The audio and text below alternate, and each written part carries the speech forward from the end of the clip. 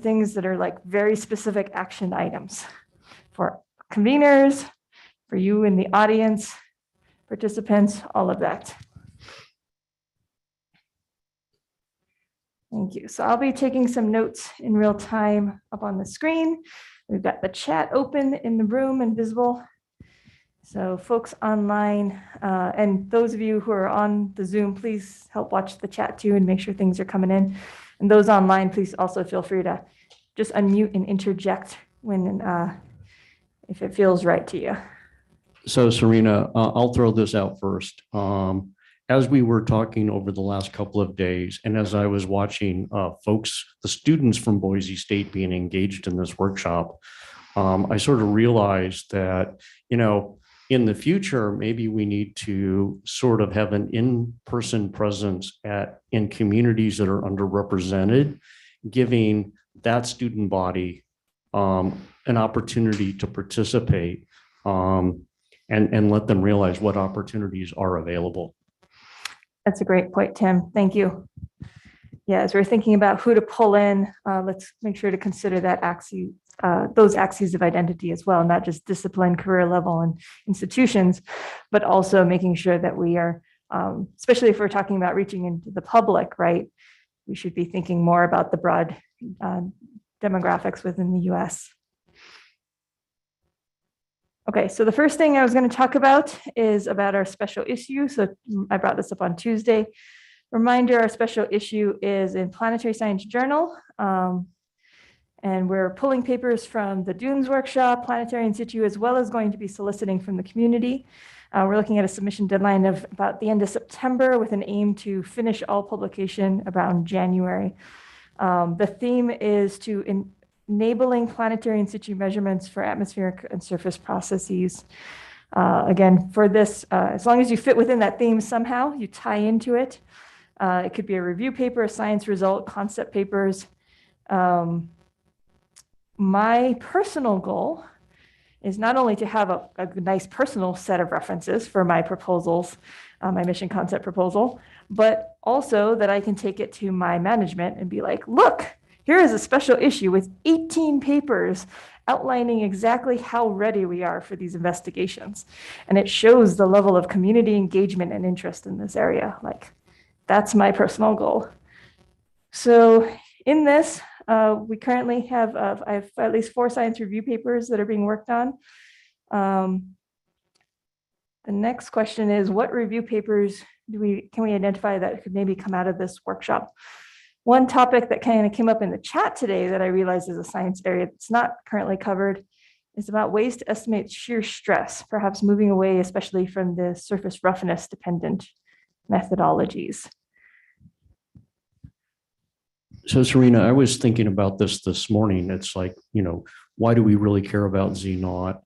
And I, how do I use Z naught? And it's, typically I come across the Z naught when I'm trying to fit my sediment flux profiles so I can go ahead and integrate under the curve and get what is the horizontal mass transport. Of course, out of that comes a Z naught as well. So I think that's, maybe the discussion needs to be a little bit broader about not just Z naught, or the law of the wall, but just better way. What is the best way to estimate horizontal mass transport? And what sort of measurements do you need at what resolution? So in some ways, I think this is broader than just Z naught. Sounds good.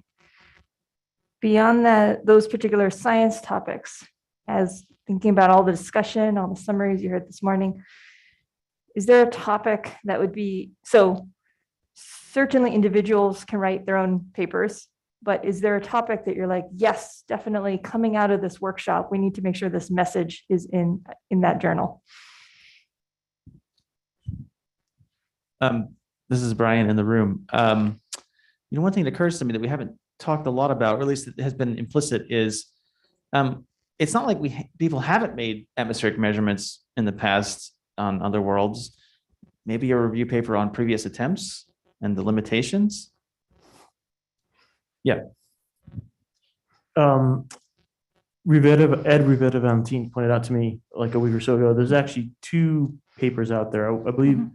Herman Martinez wrote one of them, and I can't remember who wrote the other, but in the last 10 years, reviewing the meteorological observations from the Viking era forward. So something like that's already out there.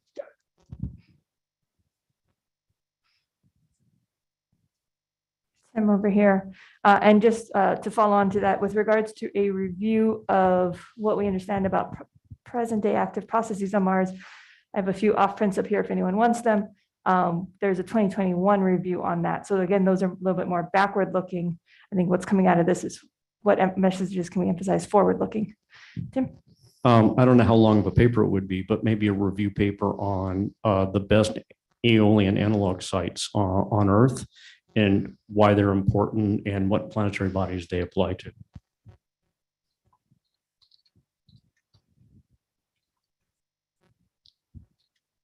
I'd just like to comment on number one. I mean, there's a huge body of literature that is out there that can serve a purpose of, so that I have to be careful that I don't think you want to write, that would have to be sort of a review paper kind of thing on how it would be done, because, you know, people like Doug Sherman and Andreas Bass and Bernie Bauer, I mean, they have a lot of papers in that realm, myself included. So I agree. I'm hoping you guys will write the paper. Doug Sherman, I hope you're online. I hope you all write the paper. I'm here. I'm not quite sure where that fits in with my current lifestyle, though.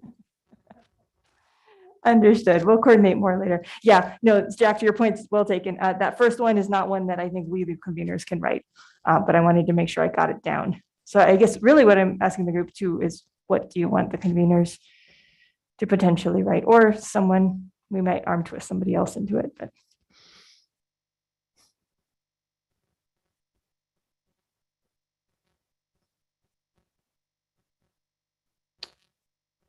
Okay, Joel points out for the shear stress paper, geometric versus aerodynamic roughness.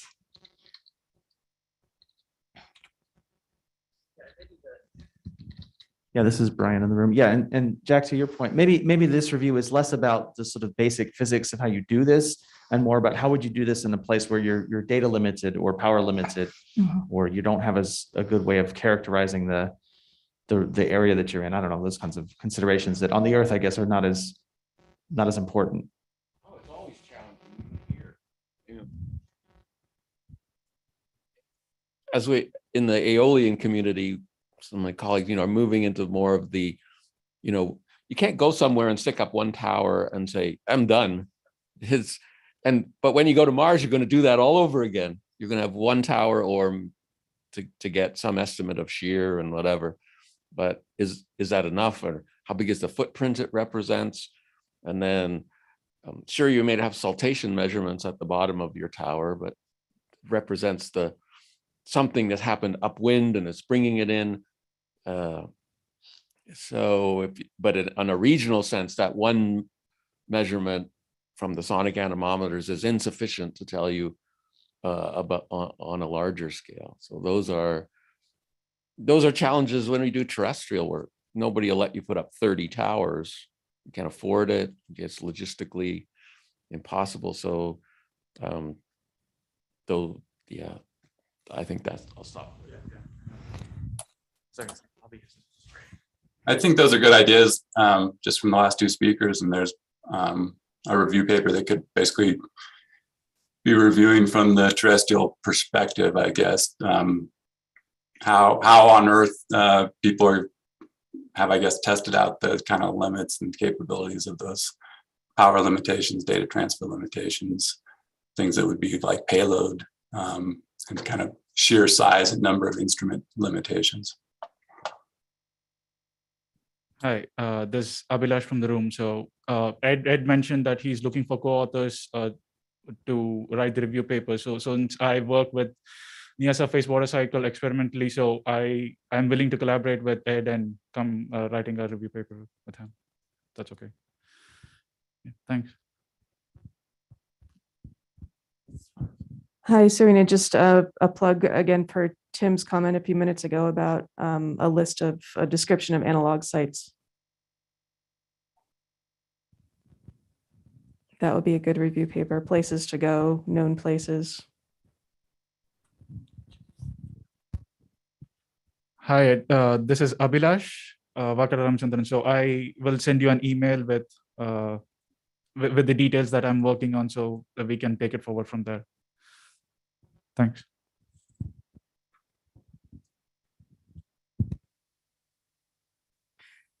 Do we feel like our discussion was mature enough to pull together a review paper on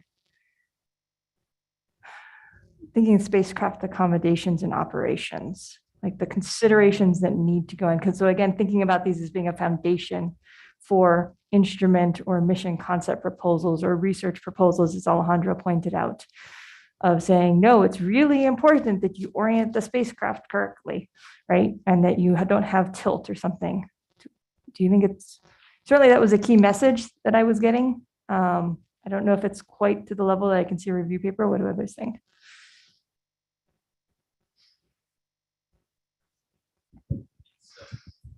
It's mature enough for a proposal.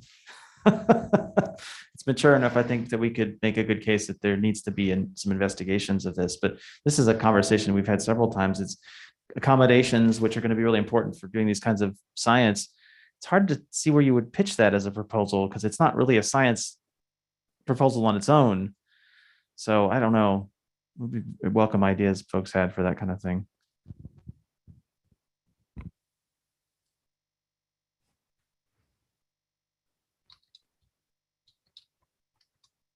Hey, Brian, this is Don. My instinct to answer your question is that you might be able to sneak it into like a P-Star or a Picasso or a Matisse when you're developing the instrument itself to say part, 20K, 50K, whatever it is to do a student, to do a CFD study, to assess accommodation of this actual instrument you're thinking about.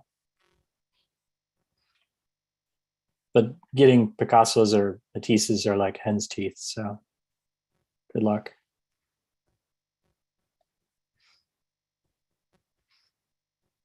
Okay, we had a comment in the chat about terrestrial alien analog sites. I think that could be a really good one, especially if it was able to be broadened, really thinking about where you would make in situ measurements. To follow up on that, I know some groups have had trouble with P-Stars and alien when there's an emphasis on like dust activity and stuff. These committees seem to accept and understand that if a geology group wants to do analog work or an astrobiology wants to do analog work and they say they want to go to the dry valleys in Antarctica or they want to go to Iceland or something, that seems to sell pretty well, but there's a lot of disbelief about whether there are analog atmospheric and alien sites on Earth at all. So if a review paper could sort of tackle that, I think that would have benefit a number of different groups who would probably be proposing a P-Star in the future who could use that emphasis. And I'm thinking my experience with Mars, but also how do you identify an analog site for, say, Titan? Someone wants to do some analog work in support of the upcoming Dragonflight mission. Having a review paper that outlines it already will help future proposers, help all of us.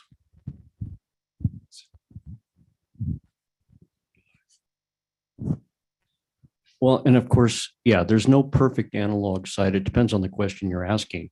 Do you want to go to Iceland where the composition's right, but things are more wet? Do you want to go to some place where it's really, really dry, the lowest air pressure you can get, but maybe the composition's not quite right, like the dry valleys, it's not basaltic grains or, so it's, and I think that could certainly is a key part in the review paper on analog sites is what makes a good analog site depends not only on the planetary body, but the question you're trying to answer.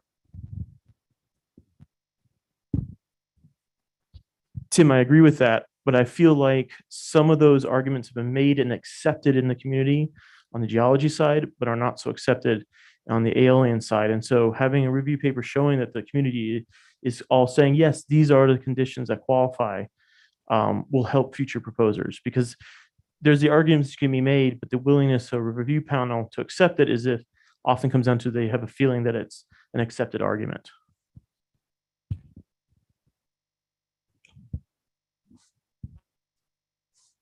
All right, I'm going to move us on to the next one. Thank you. That's a pretty good list. Some folks I may be reaching out to you, seeing if who wants to lead. If anyone is interested in leading any of these topics, please do also feel free to reach out and volunteer yourself.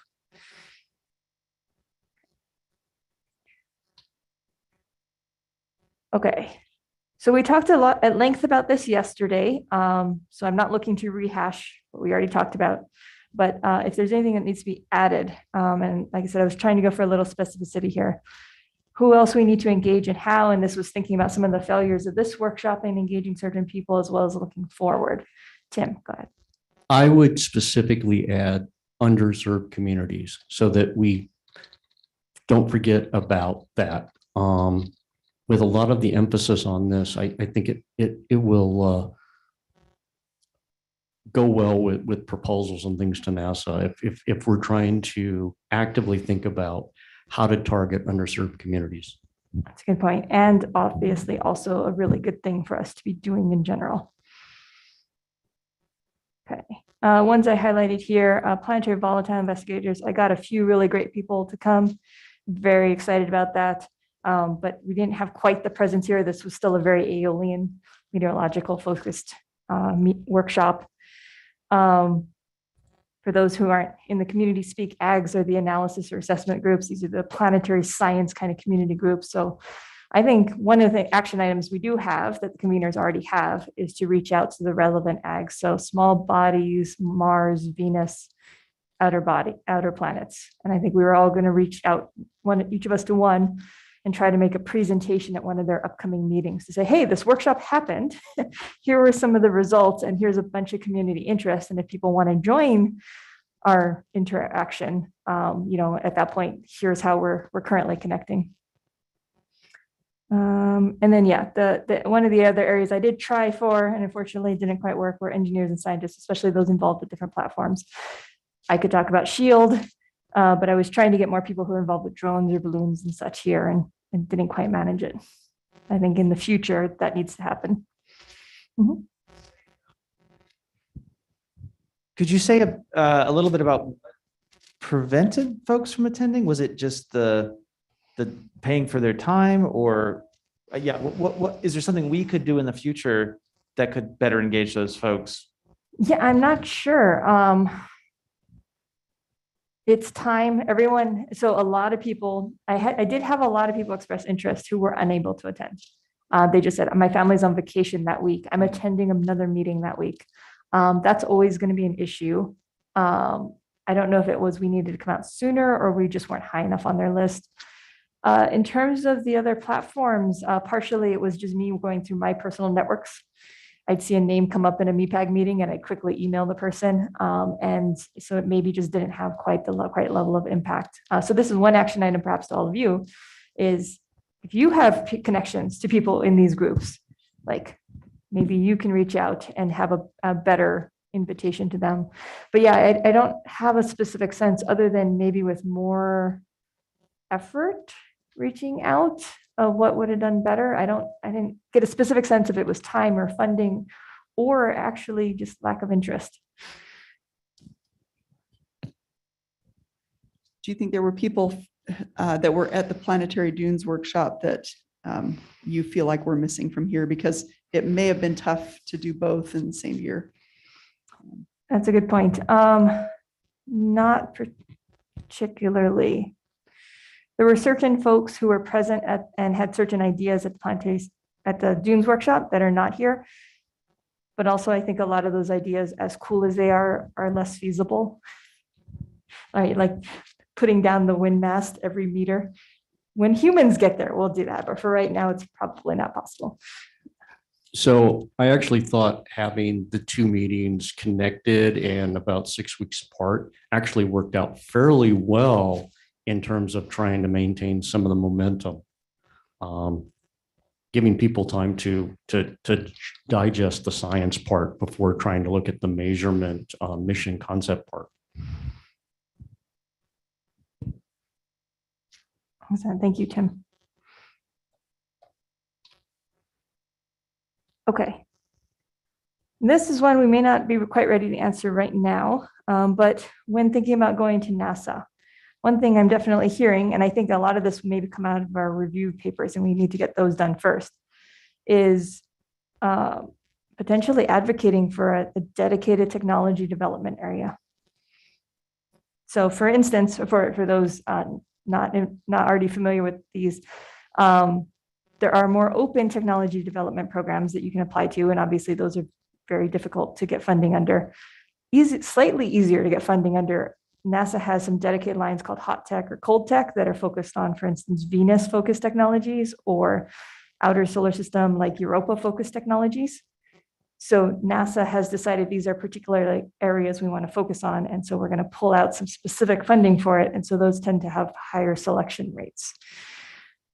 So that's one possibility, is we could try to advocate, and if we could define what it is, and start advocating for that through the ags, or another way is to flood them with proposals, right? Until they're like, okay, we can't handle these. We're making a community very angry.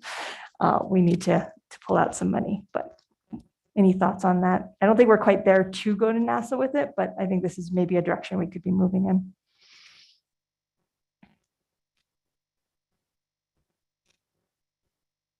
The silence agreement or Serena's offer rocker? Oh, thank you. Dust tech. Yeah, Serena, I think, brainstorming for an hour on what technology do we want that we don't have? What capabilities do you want? And then from that, look for a common theme that you could go back to NASA with, cloud tech, dust tech, dune tech, I don't know. Mm-hmm.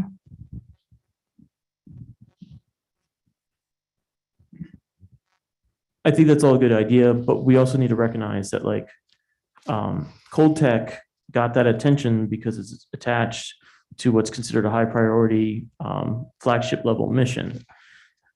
Venus might be a special case, except it was a potential flagship before they got their selections, and it's been clearly a building priority in the community that we're not there yet. So I think we also need to think about it, not just specialized things, but how do we convince NASA that just across the board in general, they need to be either putting more money into Picasso, having a higher frequency on Matisse. Do we need something more in the middle between the two areas? What is holding up technology development? I don't know what the answer to those questions are, but maybe trying to answer those questions will give us another route, because we're going to need to push in multiple ways, especially at least for the next decade. There will be always in the next decade a chance to try to push the general in situ measurement needs to a higher level if other existing in situ mission plans like sample return come back and are successful and get people more excited generally.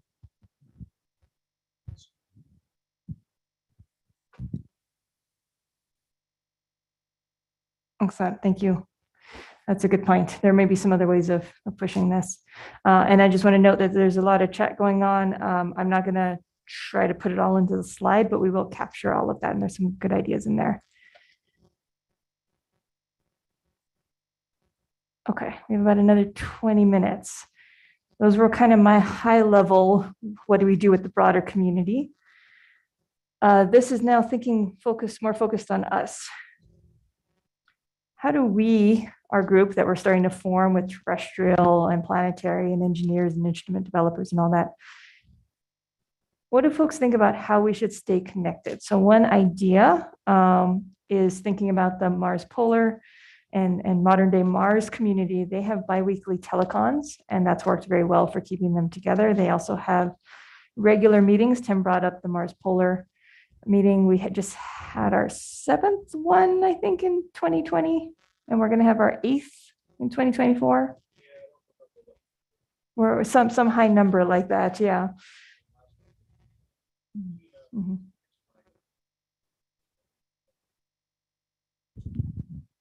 Yeah, 2020 was Ushuaia, Argentina. Great field trips. And then, yeah, it looks like Whitehorse, Yukon Territory, Canada for 2024.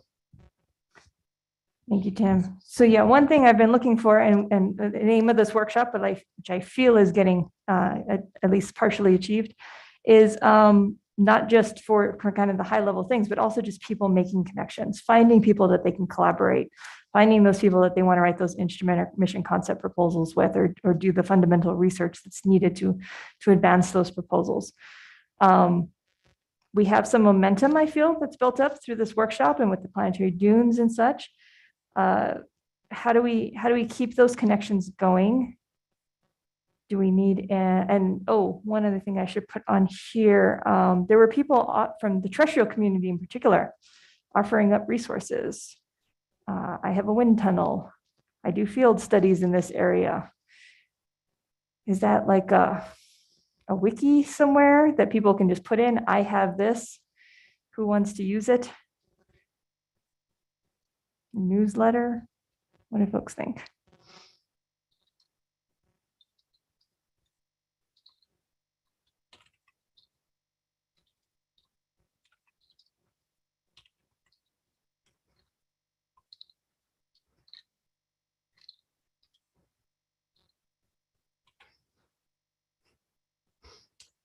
It's pointing out if you do Slack, we can use it as your repository. Maybe, I have students looking for projects and data. How do people feel about Slack for that?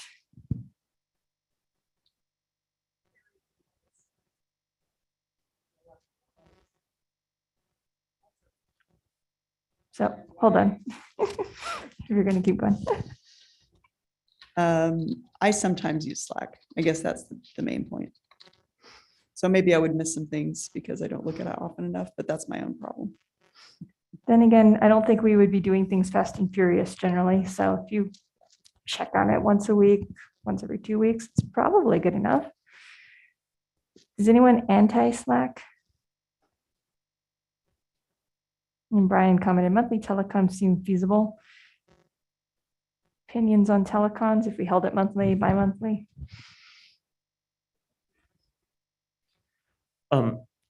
With Slack, I think what I've seen is it only really works if there is a robust community regularly talking on it. And if most people aren't regularly using it, it just becomes stale and doesn't really go anywhere. So if we go down that path, there needs to be buy-in that people are going to go there to drive discussions.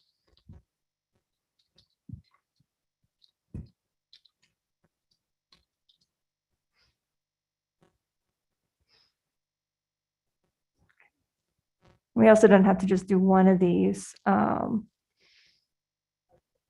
we've got one vote for monthly, one vote for bi-monthly. Ed, I totally understand. Not another meeting.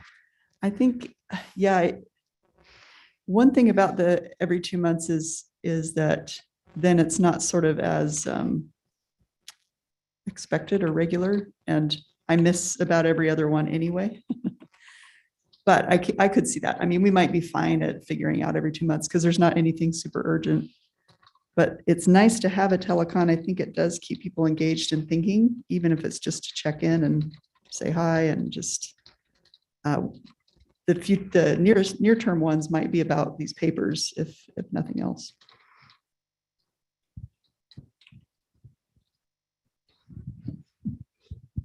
So the Mars polar telecons that happen every other week, they initially started a decade ago as sort of a coordination method between different instruments and different spacecraft, but it's evolved, and now not always, but usually try to talk about the meetings, what's going on with MEPEG, and then go on and have a science nugget.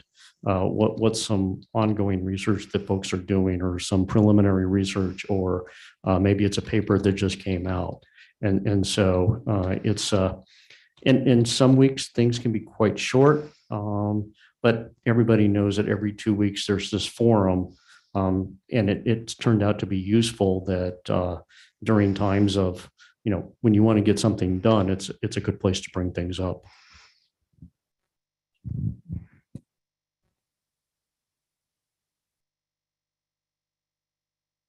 Excellent. We had a nice suggestion from Ed in the chat. Maybe aim to do it monthly, but change it up often enough. So if people can only make it bi-monthly or something, it's okay. One other thing I'd possibly could try to do too is, if people don't mind, we could record them, right, and store them somewhere, either on YouTube or otherwise. And then if you can't make a meeting, you can still catch up. Okay, but I'm not hearing any like, don't do it this way, other than maybe Slack, unless we can really make sure the community is going to work with that. Slack is, you can, I think, set up something that's free. It's very more limited. Yeah. Okay, my other question on here. How important is it that we do some sort of in-person meeting component? Because that's tied into the question about a potential next workshop. So can we do most of what we need to do in coordination virtually? Do we need this occasional time to come together? And when I say in person, generally still hybrid. We'll probably, as much as possible, include a hybrid component. Thoughts on that? And here is potential next workshop.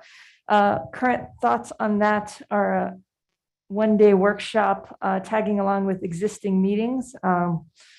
So for instance, I've got a tentative agreement from Ryan Ewing that we can do that with ICAR in New Mexico next year, 2024, maybe Mars Polar. The aim here might be to move around to different communities.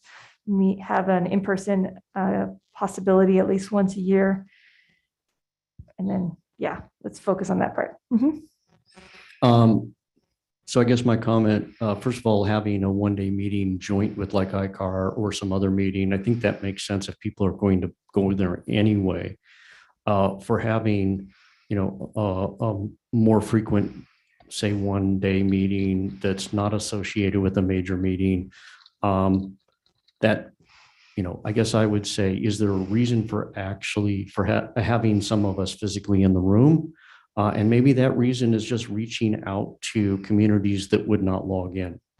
I'm bringing up the underserved communities again, have the meeting at, a community college on the reservation, for example, and having something set up where, something that's tailored, a part of it that's tailored to the public or to the student body. I think that's great. And I think the more public outreach we can do, the better. And this is a selling point as well for NASA. If we say, look, not only are we doing these science meetings, we're also talking with local communities. We give talks at community colleges and high schools. I think that would be great. Sort of similar, but not quite the same. I'm reminded of the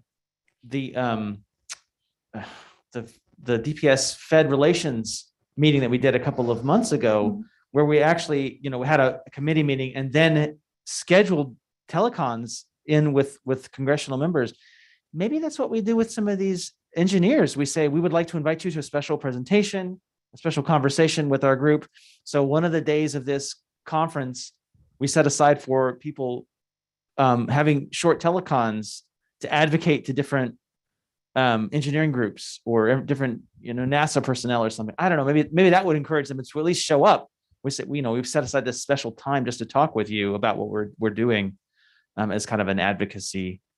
I see. Okay, Ed, I hope are you saying yes about what I just said, or yes? Okay.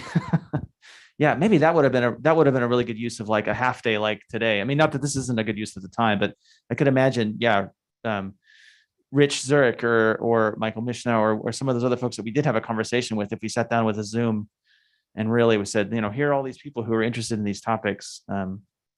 Yeah, maybe that would be really a way to do it.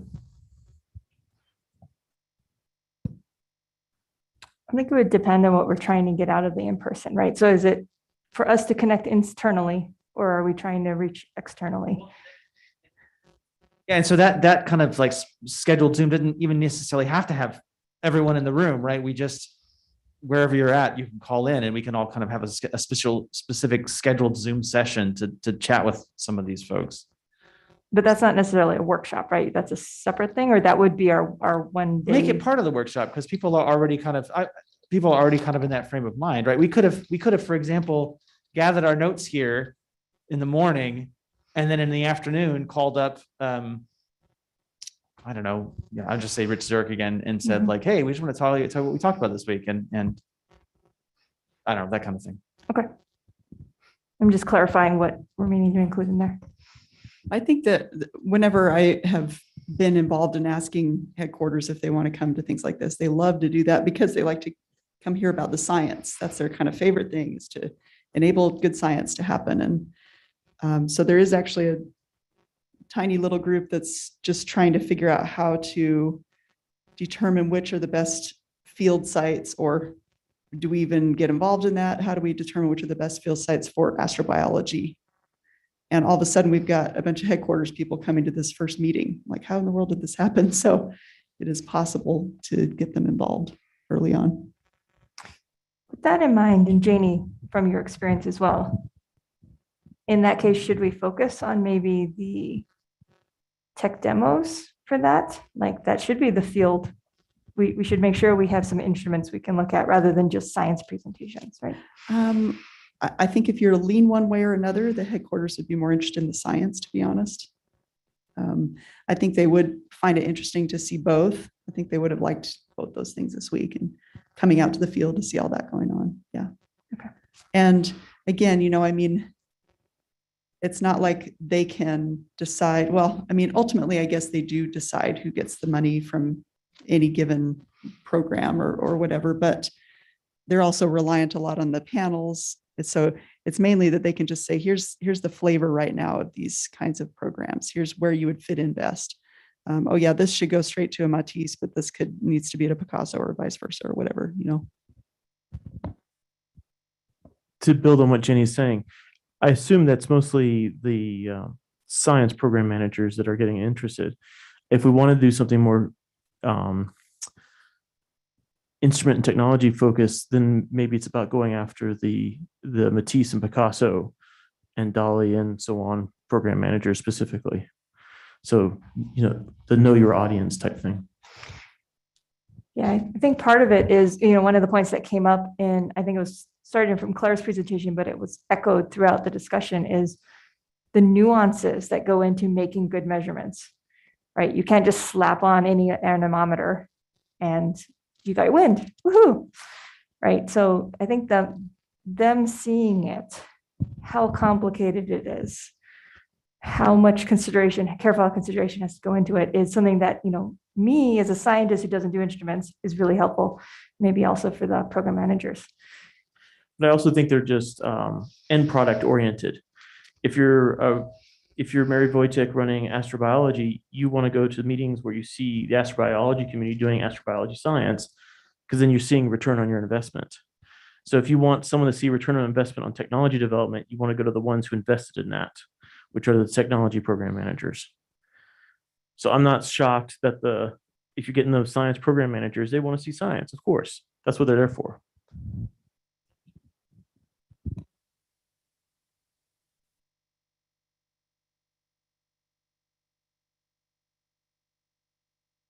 Okay. So bringing it into something very specific. If we were to do a one-day workshop attached onto ICAR, what does that look like to you? We got one day.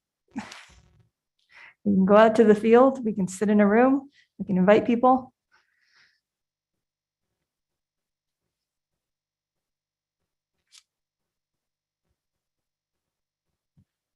I wouldn't divide it up like that yet. I think the first question is it more science focused like the workshop in Alamosa, or more implementation focused like this week? Mm-hmm. I think either answer, I would still argue something with a field component is always nice because that brings a tactile aspect to it. But once you decide whether you're science focused or implementation, that tells you what you want to do in the field and who you want to invite.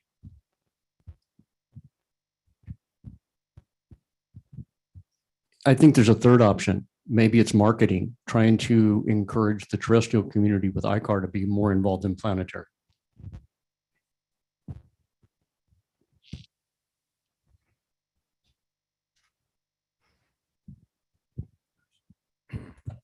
I'll introduce a circular argument. We're the same way, but we want to engage. The Aeolian community has worked pretty hard to try to engage the Planetary, and make sure we have sessions and all. But we still haven't managed to like merge enough. And I don't know what the resistance is. Everybody I talk to loves this, off-world stuff. But again, we don't know, we don't have an entree. Many of us don't have a good entree into your world of how you do things and how NASA works and all those sort of things. So the one-day meeting in ICAR would be a networking meeting, going both directions. Yeah, we've tried it. I know I've been on some of the organizing committees for ICAR, and you immediately say, we got to get the Planetary people here. And sometimes you get a few, which is great. But there's still, from what, some of the things I saw these last few days, there's knowledge that hasn't gone between these two groups that should go between these two groups. And I don't know how to, make it happen, but we should be smart enough to figure out how to make this happen. So in particular from the terrestrial folk, Jack, Doug, who else is online, Joel, James, thank you. Based on what you saw this week, if we had one day, so the disadvantage of a field trip, right, is it's hard to do hybrid. If it was in a classroom, we could definitely do it hybrid. What do you think would most help with building those connections with the terrestrial community if we were doing one day associated with ICAR?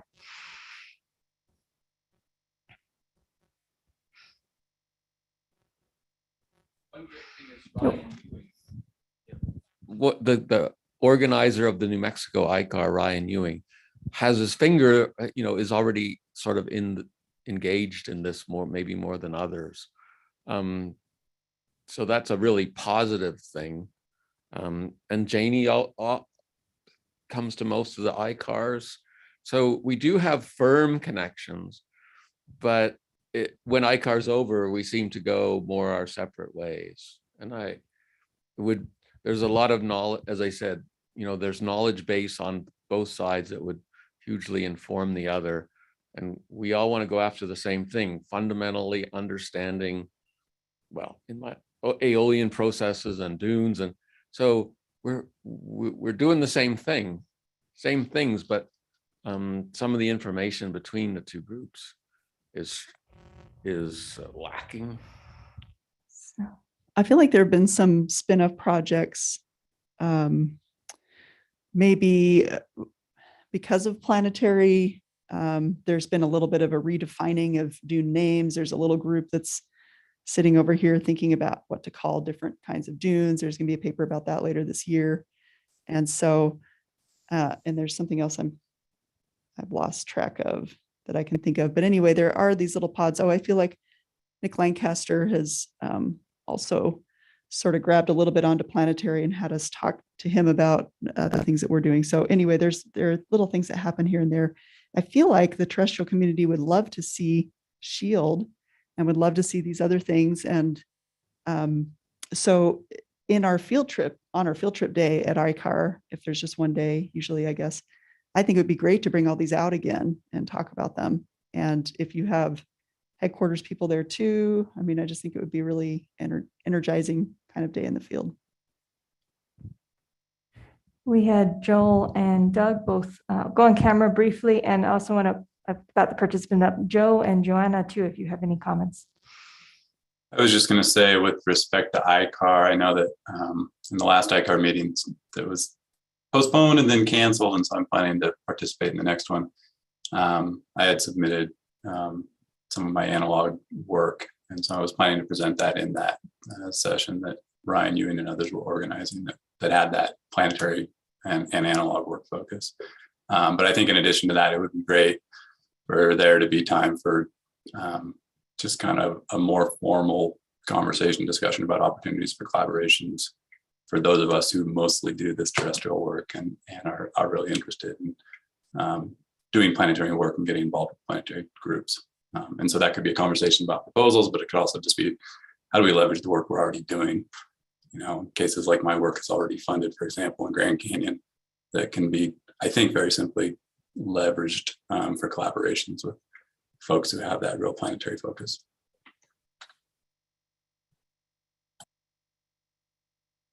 One suggestion I have, if the ICAR organizers will let you manipulate the schedule a little bit, is try to plan a one-day workshop before the field trip.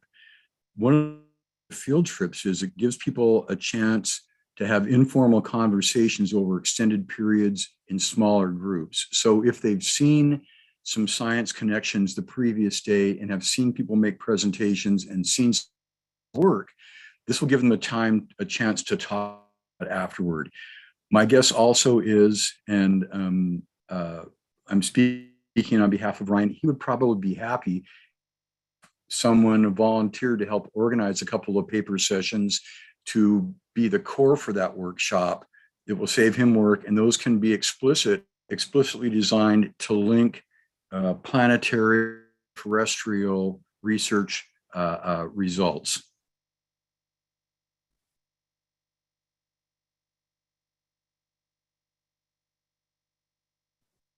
Excellent. Good to know about that, Doug.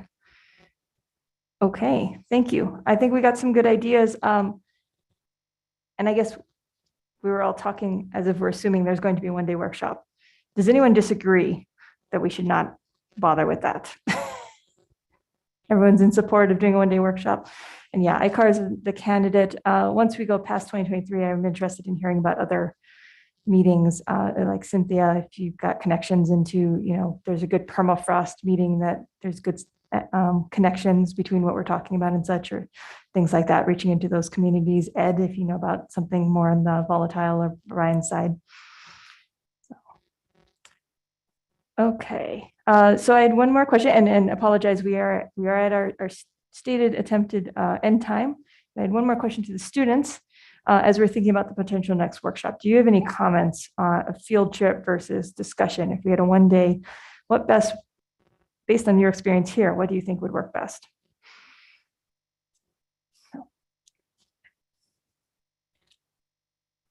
Not you, Tim. You're not a student. All right, this is Pete Tereskevich from USC, and this has been phenomenal. I'm more of a terrestrial field scientist, and this whole workshop has been very eye-opening for me about the work that's going on and how our work here on Earth applies. So I would just say the networking component, yeah, it's just been phenomenal and very eye-opening for me. And I only found out about it because of my connection, so with Christy Swan. So maybe getting it, you know, more of a presence in other conferences, whether it's AGU, or I guess like spreading the word at AGU, AAG, or wherever everyone presents at. Especially getting more in those terrestrial circles would be really nice. But yeah, just keeping these conversations going is really, really awesome. And I'm looking forward to the next one. So.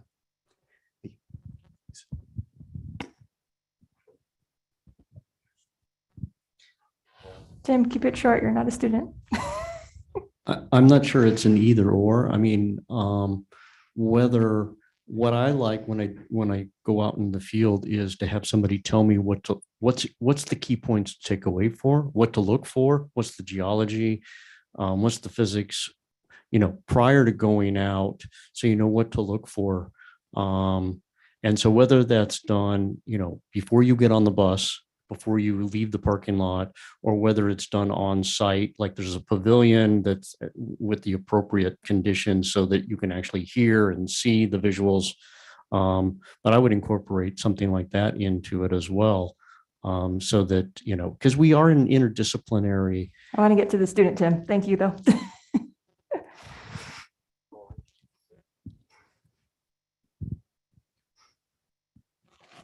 Hi, Lauren Berger, first year PhD student, Texas A&M. And I think a large part of this that has been amazing for me is getting to put faces to the names. And also, I've learned a lot about many different sampling methods, because when you're reading it in a paper, that's one thing, but getting to see it in the field was completely different. And when you read it in a paper, it's easy to think, okay, is this the best method? But then actually having the in-person discussion of best methods and best ways to do things was really eye-opening in terms of understanding how to best achieve the science goals that I will have.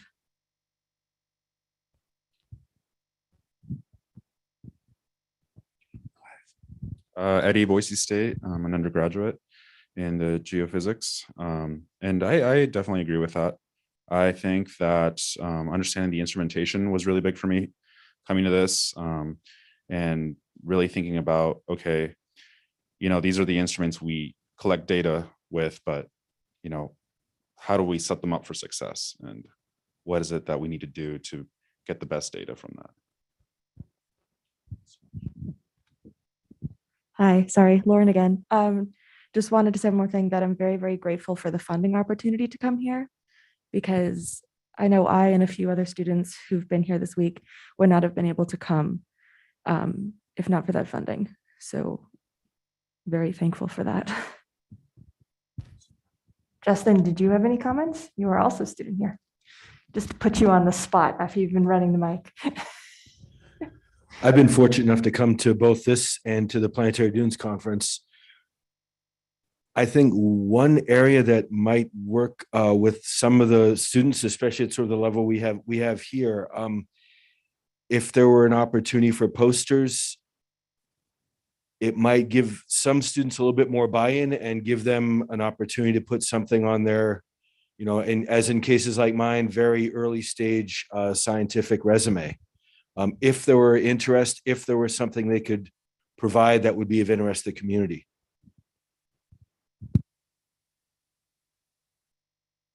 Excellent points. Thank you. I really wanted to make sure we got that perspective in. Okay. Anyone have any other burning comments? Otherwise, and looking at the conveners, all going to close the meeting. Okay. So I just want to go with some thank yous. Thank you to the staff here in the room, Jeremy in particular, helping with all of this. Thank you to the co-conveners, all the presenters. Big thank you to those who dialed in from very distant time zones. I apologize that's one of the drawbacks of a hybrid meeting. But folks in Australia, we see you and we salute your dedication to the cause. I think, yeah. And big thank you to Osher, yes, for providing the facility in general. That really helped me, and it was wonderful, absolutely wonderful facility. And Boise State for their help as well. And of course, NASA for their funding. So, okay, I'm looking around, I don't see anyone. Thank you very much. I call the meeting to a close.